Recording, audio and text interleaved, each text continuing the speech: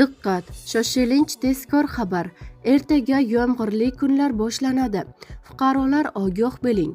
Assalomu alaykum hurmatli tomoshabin. Tezkor yangiliklardan birinchilardan bo'lib xabardor bo'lishni istasangiz, videomiz ostida bir dona like va podpisatsiya tugmachasini bosib qo'yishni unutmang.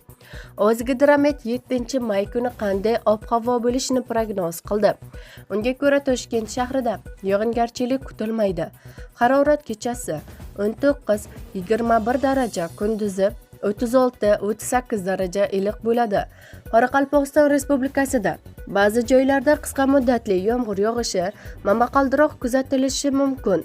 Ayrim joylarda chang to'zonlar bilan kuzatilishi mumkin. Harorat kechasi 18-23 daraja, kunduzi 28-33 daraja iliq bo'ladi. Xorazm viloyatida yog'ingarchilik kutilmaydi. Ayrim joylarda chang to'zonlar bilan kuzatilishi mumkin.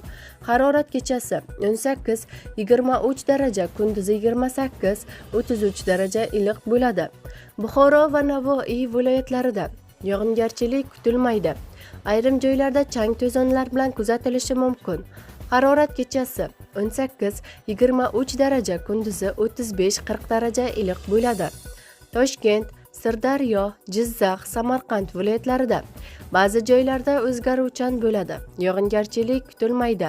Harorat kechasi 17-22 daraja, kunduzi 33-38 daraja iliq bo'ladi. Qashqadaryo va Surxondaryo viloyatlarida ba'zi joylarda o'zgaruvchan bo'ladi. Yog'ingarchilik kutilmaydi. Harorat kechasi 18-23 daraja, kunduzi 35-40 daraja iliq bo'ladi.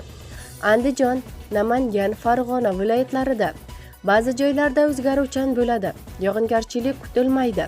Harorat kechasi 15-20 daraja, kunduzi 32-37 daraja iliq bo'ladi.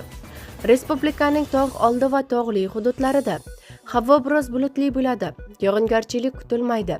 Harorat kechasi 10-15 daraja, kunduzi 23-28 daraja iliq bo'ladi deyiladi prognozlarda. Bizni kuzatishda davom eting.